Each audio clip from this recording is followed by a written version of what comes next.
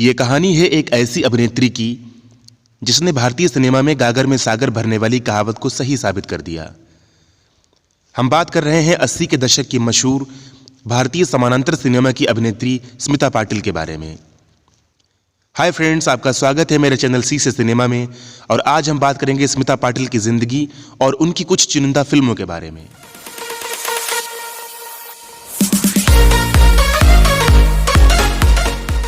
स्मिता का जन्म महाराष्ट्र राज्य के पुणे शहर में एक रईस परिवार में 17 अक्टूबर 1955 को हुआ था।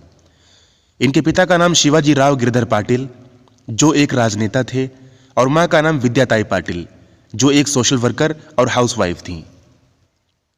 स्मिता की 2 बहनें और थीं, मान्या पाटिल, अनीता पाटिल और तीसरी ये स्मिता पाटिल। इनकी शुरुआती पढ़ाई लिखाई की बात की जाए तो स्मिता ने पुणे के रेणुका स्वरूप मेमोरियल स्कूल से अपनी शुरुआती पढ़ाई की। उसके बाद ये बॉम्बे यूनिवर्सिटी चली गईं आगे की पढ़ाई पूरी करने के लिए। स्मिता का रुझान बचपन से ही कलाओं की तरफ था, इसलिए इन्होंने बचपन में ही थिएटर कंपनी ज्वाइन कर ली थी और ऐसा माना जाता है कि ये पुणे के film and television institute of India से भी जुड़ी रहीं। हालांकि इन्होंने वहां पर एडमिशन नहीं लिया था, लेकिन ये वहां पर काम करती रहती थी। अपनी पढ़ाई कंप्लीट करने के बाद 1970s की शुरुआत में स्मिता पाटिल ने दूरदर्शन पर एज ए न्यूज़ एंकर भी काम किया। स्मिता पाटिल बचपन से ही बहुत ही खुले मिजाज और दबंग किस्म की लड़की थीं, इसलिए जब ये न्यूज़ एंकरिंग करने के लिए जाती थीं तब ये जीन्स और शर्ट पहनकर जाती थीं, लेकिन डायरेक्टर के मिन्नत करने के बाद ये उसके ऊपर से साड़ी लपेट लिया करती थीं। इनके फिल्मी सफर की बात की जाए तो FTII से ग्रेजुएट अरुण खोपकर ने इनको पहली बार अपनी डिप्लोमा फिल्म तीव्र मध्यम में कास्ट किया था। ये स्मिता पाटिल की पहली फिल्म मानी जाती है, लेकिन अगर सही मायने में प्रोफेशनली देखें तो श्याम बेनेगल की पहली फिल्म चरणदास चोर स्मिता पाटिल की पहली फिल्म थी, जो 1974 में आई थी। इसके बाद बेनेगल ने स्मिता पाटिल को निशांत फिल्म में छोटा सा रोल दिया, फिर मंथन, और 1974 में आई भूमिका। भूमिका एक बायोग्राफिकल फिल्म थी जो अपने ज़माने की मशहूर अभिनेत्री हंसा वाडकर की कहानी पर आधारित थी।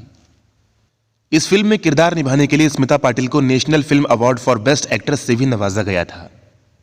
शुरुआती दिनों में स्मिता पाटिल ने सिर्फ श्याम बेनेगल के साथ ही काम किया था, लेकिन धीरे धीरे गोविंद निहलानी, अडूर गोपालकृष्णन, केतन मेहता, सईद अख्तर मिर्जा, मृणाल सेन और सत्यजीत रे जैसे महान लोगों के साथ इन्होंने काम किया। वैसे तो स्मिता की सारी ही फिल्में काबिले तारीफ हैं, लेकिन अगर इनकी कुछ चुनिंदा फिल्मों की बात की जाए तो निशांत, मंथन, भूमिका, आक्रोश, चक्र, मिर्च मसाला, मंडी, सुबह, अर्धसत्य और सत्यजीत रे की सदगति इनकी प्रमुख फिल्में हैं। स्मिता पाटिल को 2 फिल्मों के लिए national award for best actress मिला था, पहली भूमिका और दूसरी 1981 में आई चक्र। स्मिता ने अपनी शुरुआत भले ही कलात्मक फिल्मों से की हो, लेकिन 80 का दशक आते आते रमेश सिप्पी और BR चोपड़ा जैसे लोग इनको कॉमर्शियल फिल्मों में लेने लगे थे। स्मिता पाटिल ने कॉमर्शियली सिनेमा में भी अपना जादू खूब बिखेरा। इनकी कुछ फिल्में आज की आवाज़, दहलीज, जवाब, बाजार और नमक हलाल जैसी फिल्में बहुत बड़ी हिट साबित हुई थीं। स्मिता पाटिल ने कई बार अपने इंटरव्यूज़ में बोला था कि मुझे आर्ट हाउस फिल्मों में, कलात्मक फिल्मों में बहुत कंफर्ट महसूस होता है।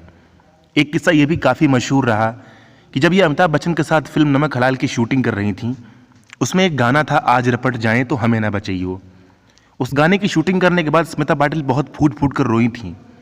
ये ऐसा बोलती थीं कि मुझे बोल्ड सीन करने में काफ़ी दिक्कत महसूस होती है, मैं उसमें अपने आप को कंफर्ट नहीं महसूस करती। लेकिन इसके बावजूद भी स्मिता ने कई कॉमर्शियल फिल्मों में बहुत ही दमदार अभिनय किया था। महज 10 साल तक स्मिता पाटिल ने भारतीय सिनेमा में काम किया था। इस छोटे से कैरियर में इन्होंने वो मुकाम हासिल किया जिसके सपने बड़ी बड़ी अभिनेत्रियां देखती हैं। स्मिता को अपनी अभिनय कैरियर में बहुत से अवार्ड से सम्मानित किया गया। 2 national film award for best actress, पहला भूमिका और दूसरा चक्र के लिए। 1 film fair award for best actress चक्र के लिए।